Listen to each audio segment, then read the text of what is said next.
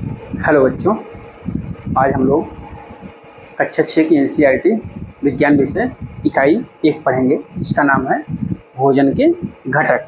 तो आप लोग पहले अपने नोट्स में लिखते चलिएगा भोजन के घटक।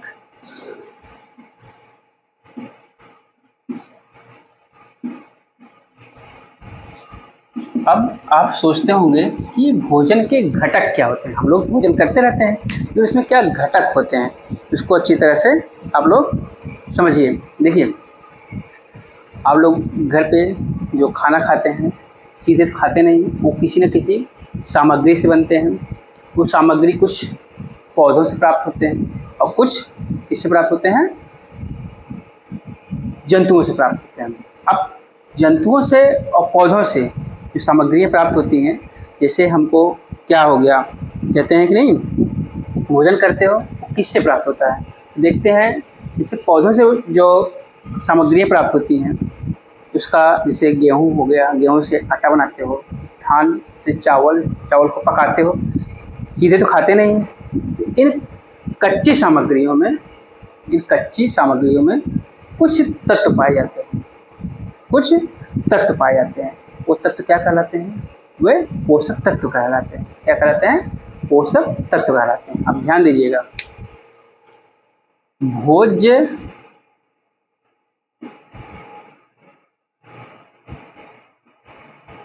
पदार्थों से शरीर को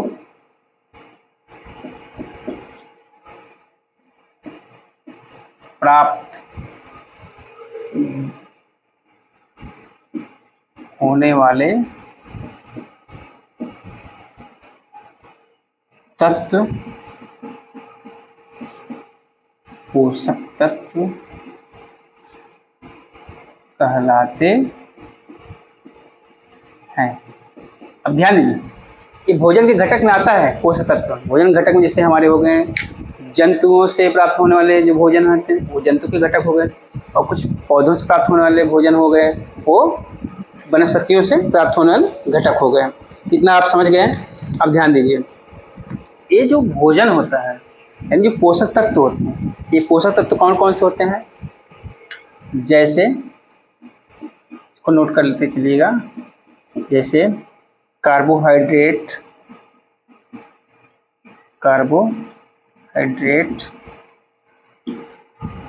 वसा, प्रोटीन,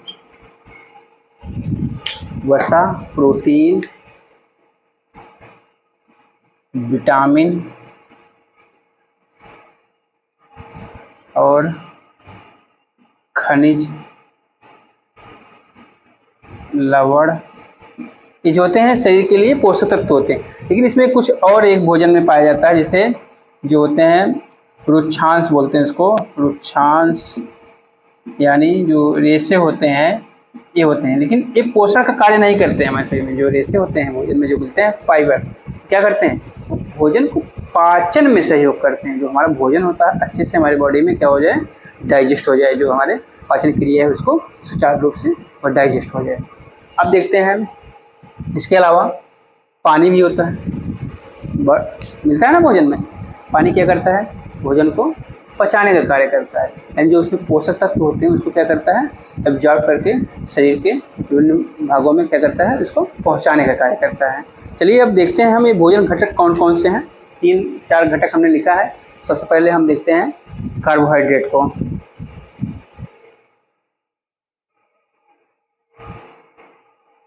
हेडिंग डालिएगा कार्बोहाइड्रेट।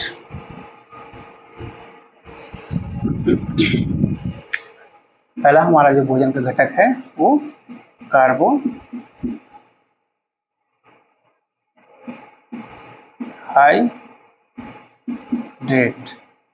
देखिए, कार्बोहाइड्रेट क्या होता है, ये शरीर को ऊर्जा देने का कार्य करता है, शरीर को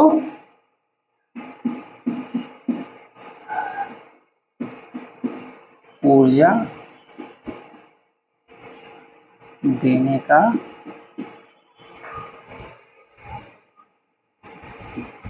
कार्य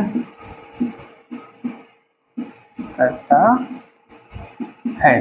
देखिए, यदि शरीर को ऊर्जा नहीं मिलती है तो शरीर क्या होता है, किसी कार्य करने में क्या होगा, अक्षम होगा, यानी कोई कार्य सुचारू रूप से नहीं कर पाएगा। अब देखिए, कार्बोहाइड्रेट के स्रोत कौन कौन से हैं। कार्बोहाइड्रेट के स्रोत, जो भोजन के घटक हैं उसमें कार्बोहाइड्रेट किससे किससे मिलता है। अब देखिए, जैसे गन्ना हो गया, शकरकंद हो गया, चुकंदर, वही शकरकंद चुकंदर, और आलू, चीनी, गुड़, गन्ना, शकरकंद, चुकंदर, आलू, चीनी, गुड़, ये सब क्या है, इस सब से कार्बोहाइड्रेट मिलता है। और लिखिए, पपीता,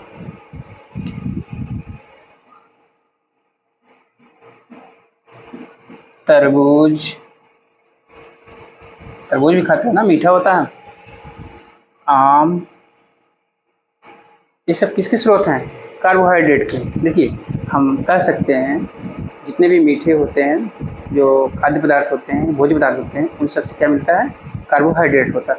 अब कार्बोहाइड्रेट हमारे शरीर में किस रूप में होता है, या हमारे शरीर में मंड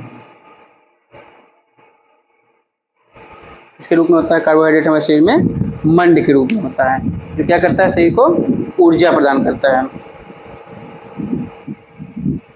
हमारी बॉडी में जो होता है कार्बोहाइड्रेट, मंड तथा शर्करा के रूप में पाया जाता है। तो कार्बोहाइड्रेट होता है हमारे बॉडी में किसके रूप में पाया जाता है, मंड तथा शर्करा के रूप में पाया जाता है। और दूसरा हमारा भोजन जो है, भोज्य पदार्थ है, क्या है, वसा। दूसरा लिखो, वसा।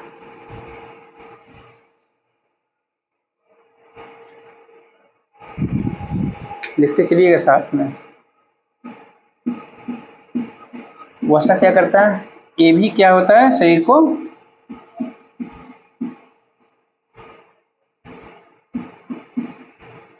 ऊर्जा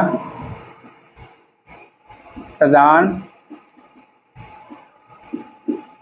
करता है। किससे अधिक, कार्बोहाइड्रेट से अधिक, कार्बोहाइड्रेट से अधिक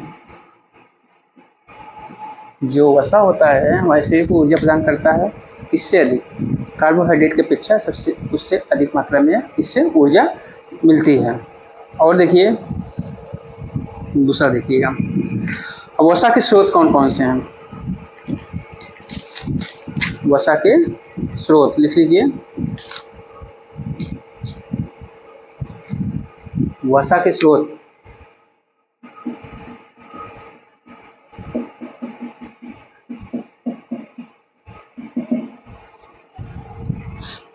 घी, दूध, इसके बाद तेल, अंडा, मांस, इन सब में क्या होता है, वसा के स्रोत पाए जाते हैं। मूंगफली, गिरी आदि। और वसा की मात्रा अगर अधिक हो जाती है तो हमारा शरीर क्या हो जाता है, मोटापा से ग्रसित हो जाता है। हमारे शरीर में क्या होता है, हमारा जो बॉडी होता है वो मोटापा से ग्रसित हो जाता है। देखते होंगे लोग आप कि अधिकतर लोग किससे पीड़ित होते हैं, मोटापे से। अच्छा, जो अधिक लोग समोसे, पिज्ज़ा, बर्गर ये सब खाते हैं, ये जैसे फास्ट फूड टाइप का खाते हैं, वो लोग अधिक मोटापे से ग्रसित होते हैं। आ जाइए, अगला हमारा पोषक तत्व क्या है, प्रोटीन।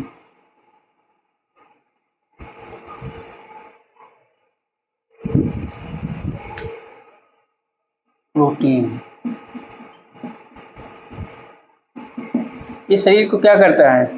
शरीर की वृद्धि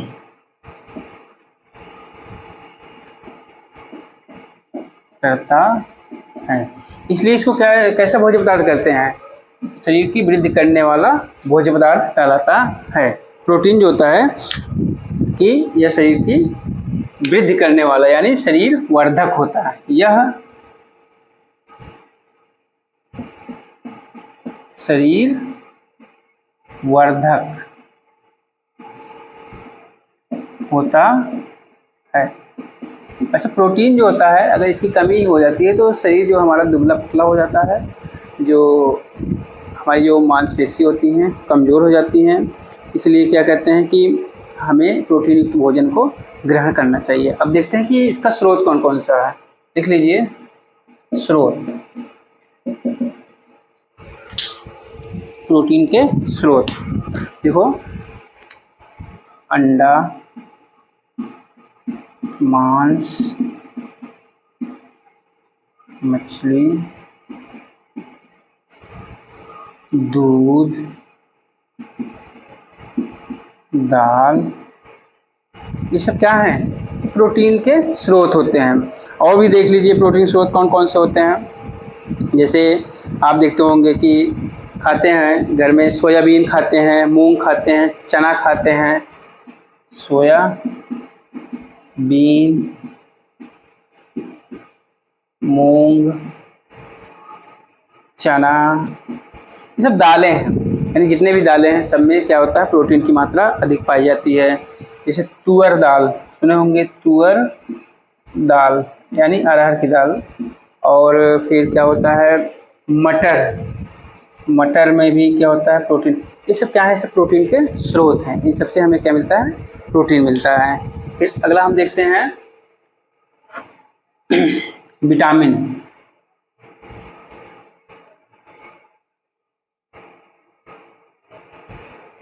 लिखो विटामिन।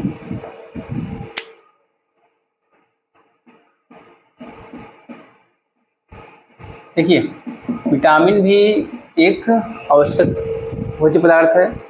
अगर इसकी मात्रा शरीर में कम हो जाती है तो हमारा शरीर जो होता है रोगों से ग्रसित हो जाता है। तो लिखिए विटामिन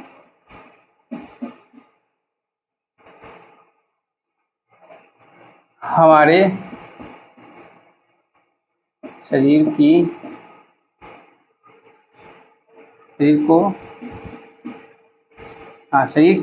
रोगों से रक्षा करते हैं।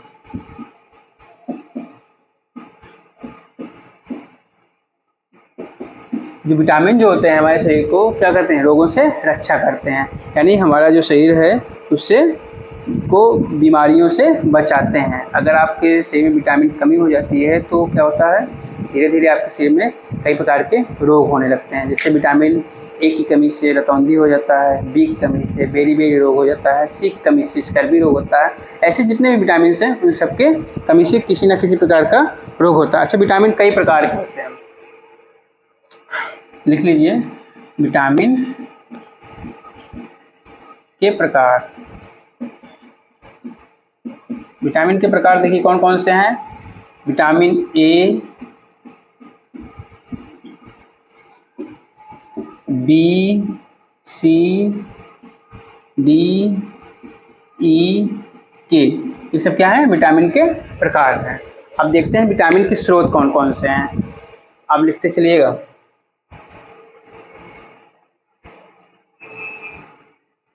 विटामिन के स्रोत।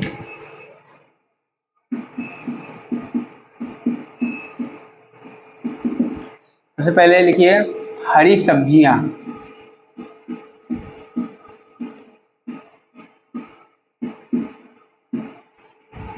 फल। जैसे गाजर खाते हो, गाजर में भी विटामिन मिलता है। गाजर खाते हैं ना, इसमें कौन सा विटामिन मिलता है? विटामिन ए मिलते हैं। तो पपीता, विटामिन मिलता है। फिर गेहूँ हो गया, ये सब चीज़ें हैं, सब में विटामिन मिलते हैं। आपके पनीर खाते हो, दूध खाते हो, सब भी जितने भोज्य पदार्थ हैं सब में किसी न किसी प्रकार का विटामिन पाया जाता है। अब देखते हैं पहले विटामिन ए।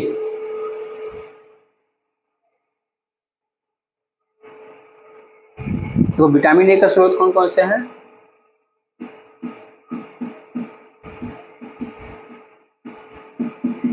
किसमें मिलता है? गाजर, खाते हैं गाजर आप लोग, विटामिन ए गाजर मिलता है। पपीता मिलता है, पपीता, दूध,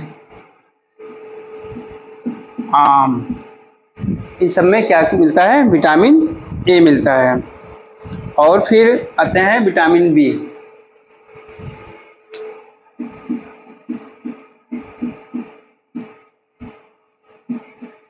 विटामिन बी किस मिलता है? गेहूँ, यानी अनाज जितने हैं अनाज, उसमें सब में क्या मिलता है? विटामिन बी मिलता है। अब जैसे चावल हो गया, गेहूँ हो गया, बाजरा हो गया, यकृत का नाम सुने होंगे, यकृत जिसको लीवर बोलते हैं, इसमें विटामिन बी मिलता है। और देखिए विटामिन सी किसमें किसमें मिलता है?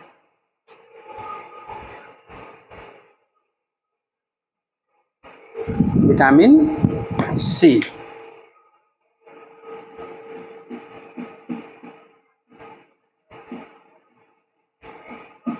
विटामिन सी खट्टे फलों में मिलता है, खट्टे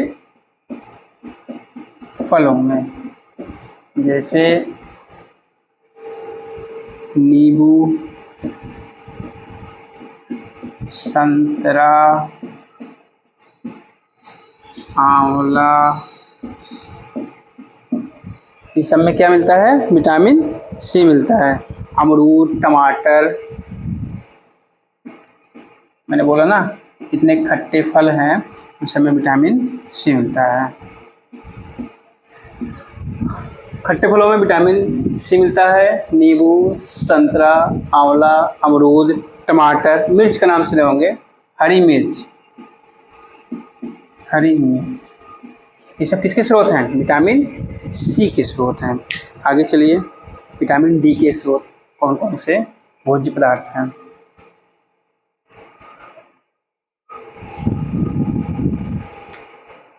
विटामिन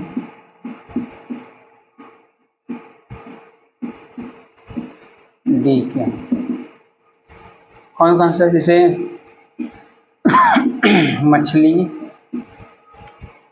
दूध, दूध में भी विटामिन डी मिलता है। इसके बाद मांस,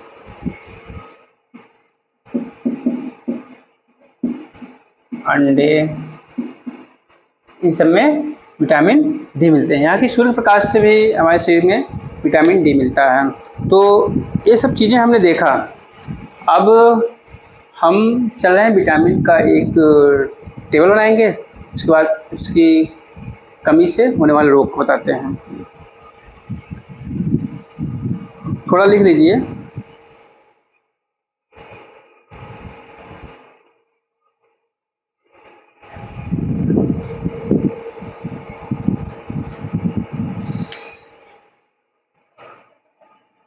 यहाँ लिखिए विटामिन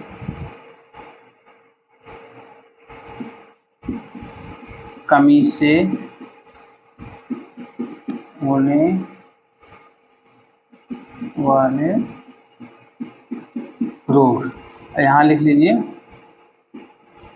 लक्षण।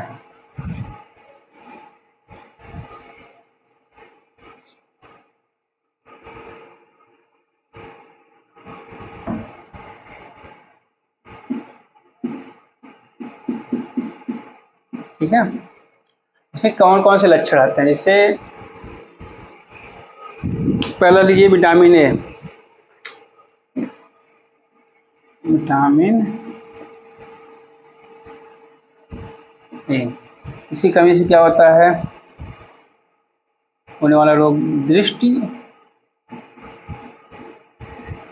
हीनता, यानी क्षीणता, इसको लिख लीजिए रतौंधी। रात में अंधेरे में कम दिखाई देना, या कभी कभी जो होता है पूरी दिखाई नहीं देता, या कभी कभी पूरी तरह से न दिखाई देना।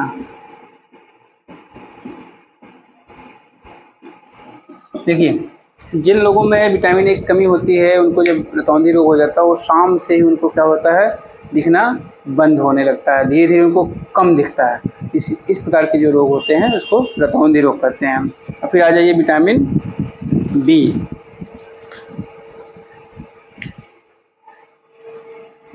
विटामिन बी1, इसकी कमी से कौन कौन सा रोग होता है? Beriberi. इसमें क्या होता है, जो बेरी बेरी रोग होता है, मांसपेशियां जो होती हैं कमजोर हो जाती हैं, या लिख लीजिए दुर्बल मांसपेशियां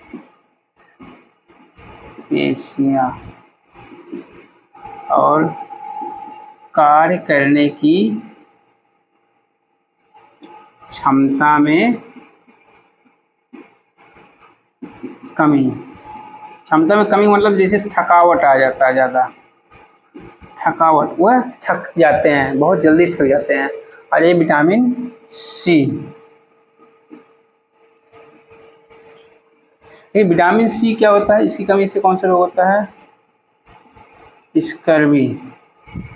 इसमें क्या होता है, मसूड़ों से खून आना, और क्या कहते हैं, घावों के भरने में अधिक समय लगना। ये बता रहे हैं, अधिक समय लगना। देखिए, जो स्कर्वी रोग होता है, इसमें जो होता है, जो हमारे जो दांत होते हैं, जो मसूड़े होते हैं, उसमें क्या होता है, सूजन आ जाता है, फिर इसके बाद उसमें से ब्लड आने लगता है, यानी खून आता है। फिर धीरे धीरे जो अगर शरीर को मानी कभी चोट लग जाती है, जो घाव होते हैं वो भरने में क्या होता है, अधिक समय लगता है। आते हैं विटामिन डी, देखते हैं। डी, इसके कमी से कौन सा रोग होता है? रिकेट्स। इसमें क्या होता है, हड्डियां जो होती हैं कमजोर, टेढ़ी मेढ़ी हो जाती हैं,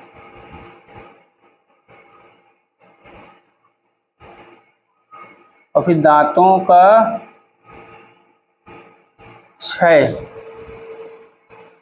क्षरण, दांत होते हैं हमारे, वो क्या हो जाते हैं, कमजोर हो जाते हैं। कैल्शियम भी होता है, कैल्शियम भी एक पोषक तत्व होता है, उसको देखिए।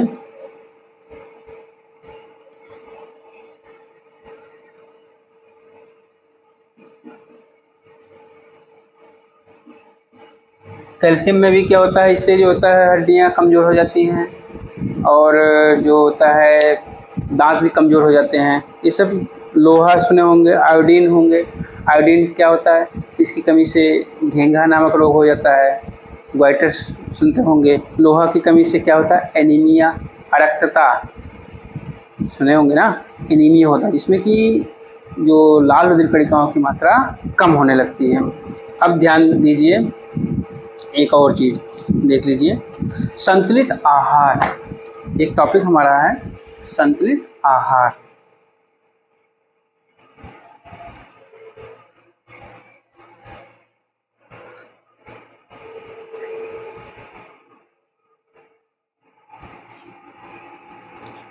संतुलित आहार, चलो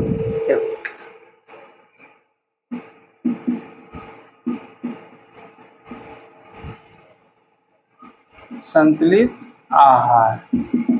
अब भोजन करते हैं, स्कूल में भी जाते होंगे, अपने साथ टिफिन लेके उसमें देखते होंगे कुछ बच्चे अलग अलग प्रकार के भोजन लेके आते हैं हम। तो सब अगर देखते हैं कि मिल के खाते हो तो सबको कुछ ना कुछ पोषक तत्व तो मिलता है, लेकिन क्या ये संतुलित आहार है? नहीं। तो आप लिखिए ऐसा आहार जिसमें सभी पोषक तत्वों की मात्रा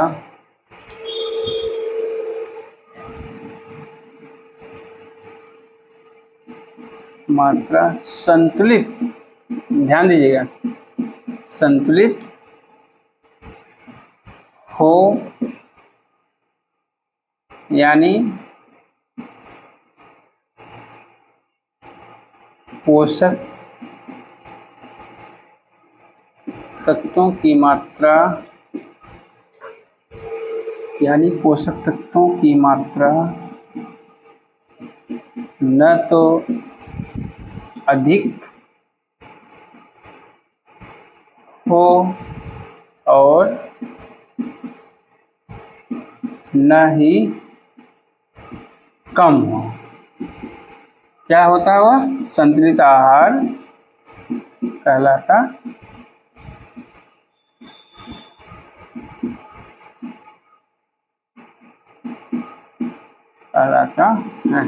अच्छा, किस भोज्य पदार्थ को संतुलित आहार माना जाता है? दूध को। दूध को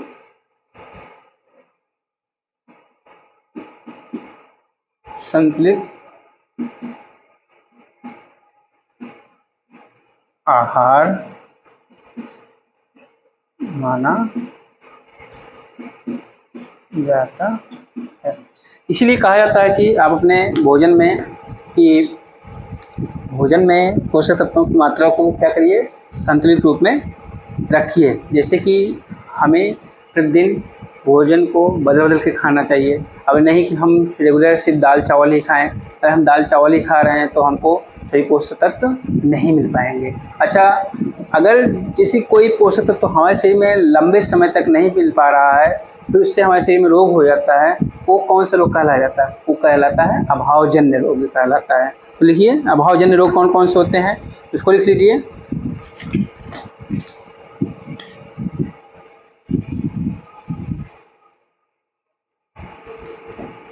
कोई पूछ सकता है कि अभावजन्य रोग क्या होते हैं? यानी जो पोषक तत्व की मात्रा कम हो।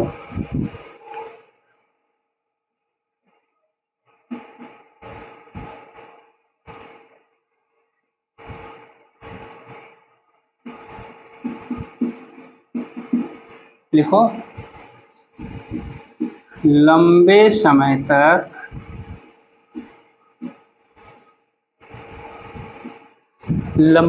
तक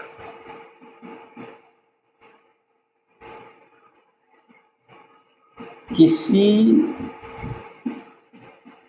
पोषक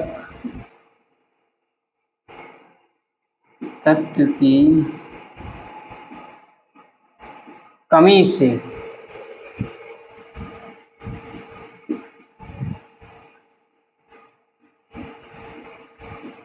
होने वाला रोग अभाव, लंबे समय तक पोषक तत्व की कमी से होने वाला रोग अभाव जन्य रोग कहलाता।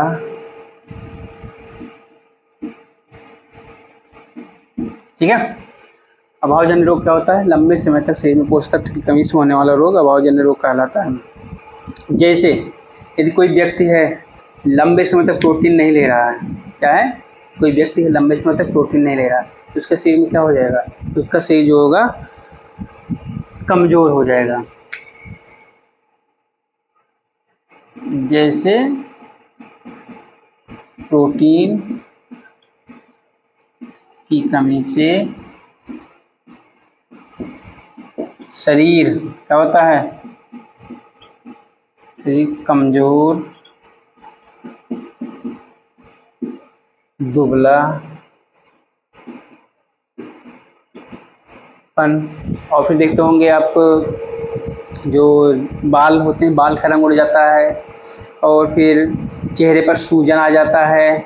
ये सब क्या होता है, लंबे समय तक अगर आप प्रोटीन नहीं ले रहे हैं, इस तरह से आपको बीमारियां हो जाएंगी। और ये बीमारी कौन सी होगी, अभावजन्य बीमारी कहलाएगी। और फिर देखिए आपका जो है, अगर लंबे समय तक प्रोटीन नहीं ले रहे हो तो शरीर का वृद्धि भी रुक जाता है, और कार्बोहाइड्रेट भी नहीं ले रहे हो तो आपके शरीर में कार्य करने की जो क्षमता होती है वह घट जाती है। इस तरह हम अभावजन्य रोग को समझ सकते हैं। और फिर देखते हैं खनिज लवण हैं, विटामिन हैं, इन सबको अगर नहीं लेते हो लंबे समय तक तो आपके शरीर में कई प्रकार के विकार उत्पन्न हो सकते हैं। स्किन संबंधी बीमारियाँ हो सकती हैं, जो त्वचा संबंधी होती है, और क्या कहते हैं विटामिन की कमी हो जाती है। अगर विटामिन नहीं हो गई, उसकी कमी हो जाती है तो उसमें क्या होता है, आपको रतौंधी रोग हो जाता है। इस तरह हम लोगों ने आज आहार के घटक यानी भोजन के घटक को हमने पढ़ा। भोजन के घटक में हम लोगों ने carbohydrate, protein, vitamins, minerals, roughage. अच्छा, रफेज का नाम हमने नहीं बताया, क्या कार्य है। फाइबर जो होते हैं,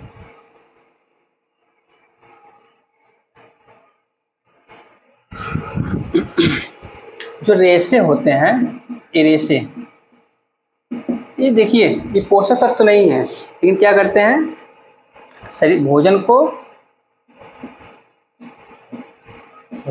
पचाने में सहायक होते हैं। किसमें, पचाने में सहायक, भोजन को पचाने में सहायक, यानी जो हमारी पाचन क्रिया होती है उसको क्या करती है, मजबूत करती है। जैसे पानी का नाम सुने होंगे, पानी, ये क्या करता है, ये भी क्या करता है, ये शरीर भोजन जो क्या कहते हैं पोषक तत्व होते हैं, जो भोजन से पोषक तत्वों को क्या करते हैं, पोषक तत्वों को शरीर में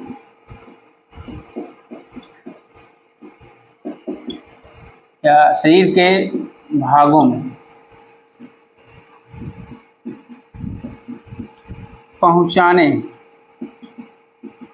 अब कहेंगे पानी कैसे पहुंचाता है, हम ये बता रहे हैं, पहुंचाने का कार्य करता है। जैसे अब हमारा ब्लड है, ये द्रव के रूप में है ना, तो उस ब्लड में पानी है, तो पानी के साथ में क्या है, शरीर पोषक तत्व है, वो पोषक तत्व है शरीर के विभिन्न भागों में पाए जाते हैं, पहुँचाता रहता है।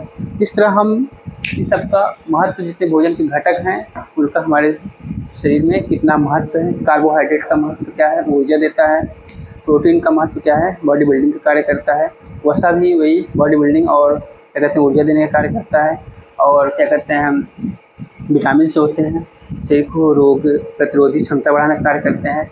खनिज लवण हैं, ये भी शरीर के प्रतिरोधक क्षमता को बढ़ाने का कार्य करते हैं। इस तरह हम लोगों ने आज भोजन के घटक के बारे में अध्ययन किया। फिर अगली कक्षा में हम लोग दूसरे टॉपिक पर चर्चा करेंगे।